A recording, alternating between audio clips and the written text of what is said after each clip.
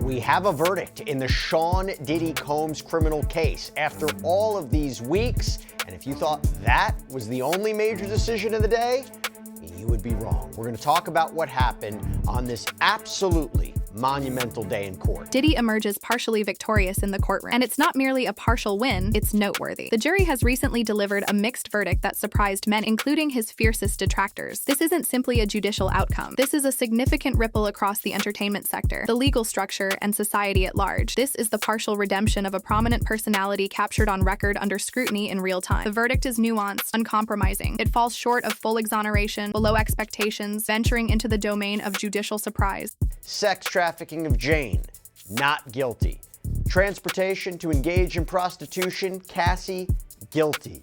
Transportation to engage in prostitution, Jane, guilty. Court today, a split verdict after almost 13 hours of deliberations and weeks of testimony and evidence and arguments. The 12 jurors acquitted Sean Combs of the more severe charges, and potentially 15 years to life in prison, but convicted him of the Mann Act charges, which, by the way, carry up to 10 years in prison each, although I will tell you in a filing today from the government, it appears the sentencing range they're looking for is 51 to 63 months. The area grew silent. No one stirred. No one even drew breath. And at the heart of it all, Diddy, seated motionless, fixed in astonishment. Then it struck him. The burden of it, the resolution. His eyes fell, his hands quivered, his expression hardened, and then the emotions surfaced. Subdued, weighty, decisive. This is a person who established an enterprise, a magnate, a trademark, a influence, humble, not by adversaries, not by financial slumps, not by industry changes, but by the judicial system, the same system he once maneuvered through. Now it's grasping him tightly, and it's not fully relinquishing. The court space was filled. Reporters, viewers, kin, legal representatives, all expecting a prolonged session of reciprocal contentions. What they encountered instead was a decisive verdict proclaimed with impartial lucidity and absolute resolve. The jurors didn't waver, didn't mitigate the result, just conveyed the findings with exactness. And the instant the final decision was announced, the environment was drained from the space. Exhalations, mutterings, evident incredulity. And did he? He reacted strongly, his posture relaxed. He inclined forward as if impacted. No filming equipment was allowed in the space, but the artists illustrated it. The sentiment, the shift, the reconfiguration of a person who once dominated it all. His legal team tried to reassure him, tried to converse with him, but he didn't acknowledge. He couldn't. The judgment had been rendered, and there was no further refuge. The outcome was different from any forecast, more lenient than any anticipated severe penalty. Legal authorities were astounded. Joined once again by Long Crimes in Court reporter Elizabeth Milner. Great to see you.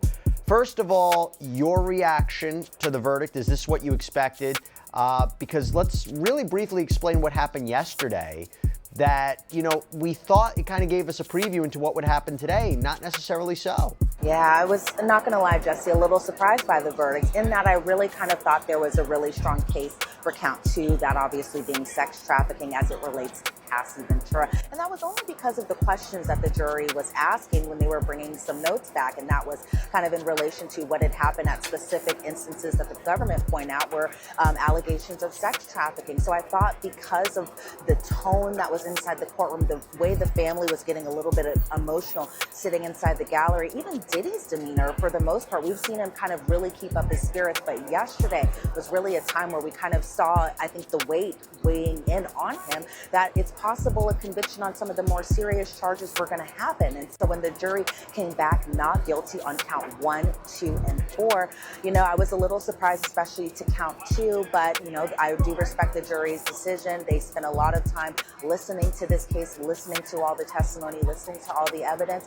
and that was the verdict that they had rendered. Yeah. Prosecutors seemed taken aback. This wasn't merely a partial triumph for the defense. It was an alert, a statement that even the most prominent individuals can achieve some vindication. Firmly and vindicated he was on key counts. Outside the court facility, turmoil, activists vocalizing, admirers reacting, media personnel hurrying to report immediately, everyone striving to process an instance that will be etched in annals. One moment you're monitoring the court space. The next you're observing the reconfiguration of an entire reputation. The trademark, the persona, the enterprise, it all transformed in one pivotal declaration. Within, the jurors outlined it explicitly. This wasn't subjective, it was procedural. The jurors considered the facts, the substantiation, the the impact, the consistency, the presence of accountability, and then the necessity to issue a determination, not solely to Diddy, but to the entire field, to the entire society, that equity doesn't falter. And did he? He stayed there and absorbed it. No explosion, no defiance, just unfiltered response. The person who founded Bad Boy Records, the person who appeared on venues across the planet, the person who founded apparel ranges and media enterprises reduced to a participant in a court space, just another litigant awaiting further proceedings. It doesn't get more genuine than that, and the stillness was indicative. His crew didn't engage with the press. No arranged declarations, no manipulation, just stunned stillness. Okay, so we have courtroom sketches of what it looked like. You were in there.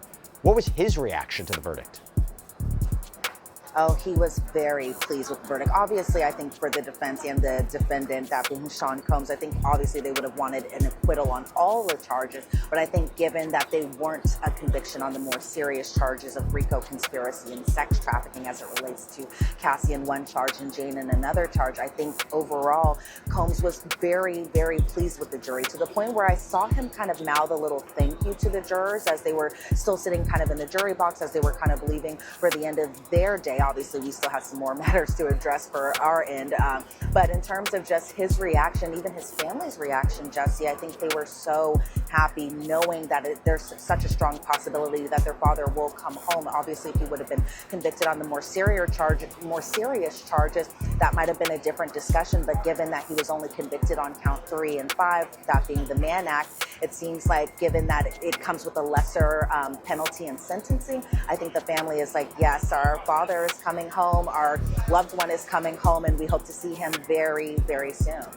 The after effects are genuine. The progression is erupting. Visuals, feedback, immediate transmissions, people scrutinizing every instant of what transpired. And underlying it all, Diddy persists in a retention space isolated, divested of much. No accompaniment, no aid, no extravagant attire, just a uniform, a designation, a prospect that now resides in limbo. The structure doesn't regard how many accolades you've secured. It doesn't regard how many achievements you've attained. When the decision descends, it descends for all uniformly. And this jury ensured the society noted it. People are questioning, what's subsequent? Will there be a challenge? Probably, but it won't be swift. Challenges demand durations, sometimes prolonged. And this verdict, it's operative, it's current. Diddy is under restriction presently, and no expedited method is going to alter that. Others are questioning how the panel reached such a balanced verdict. It's direct. The panel discerned a configuration, not solely in the circumstance, but in the actions, in the confidence, in the degree of liability. And when the panel discerns that, it doesn't postpone. It resolves it decisively. This verdict wasn't about prominence. It was about guideline, about preserving the structure, about illustrating that equity doesn't compromise even when countless viewers are observing, especially then. And for Diddy, that actuality arrived influencing in the most observable, most intricate way conceivable. The details are circulating globally. Every channel, every area. Did he acquitted on majors? Did he convicted on minors? Did he respond? It's no longer a tale. It's documentation. An enduring imprint on a reputation that was once impregnable, and now it's modified, adapting, perhaps even resilient. This instance will be analyzed for prolonged intervals in legal academies, in productions, in rhythm heritage volumes. The day the enterprise endured, the day the magnate confronted the panel and partially prevailed, and individuals who thought they were impregnable are monitoring closely. Because if Diddy can navigate this, others can too. This isn't merely a judicial matter, it's a notice. The stillness from the advocacy crew conveys volume. No crisis handling, no media engagement, just surprise. You don't manipulate an instance like this. You just endeavor to manage it. And did he? His stillness is more potent than anything he's ever conveyed. No feedback. A person who understands what is coming sees it clearly. In a secluded space, a safe haven, the echoes of everything he has created persist as it develops. When structure intervenes, prominence shifts, reality strikes, and outcomes differ from expectations, reactions can be significant. Diddy's response in court sent a clear message. No one is above the rules, not even those in power. This situation does not mark the end of the story, but rather the end of certain assumptions and the beginning of a more concrete reality.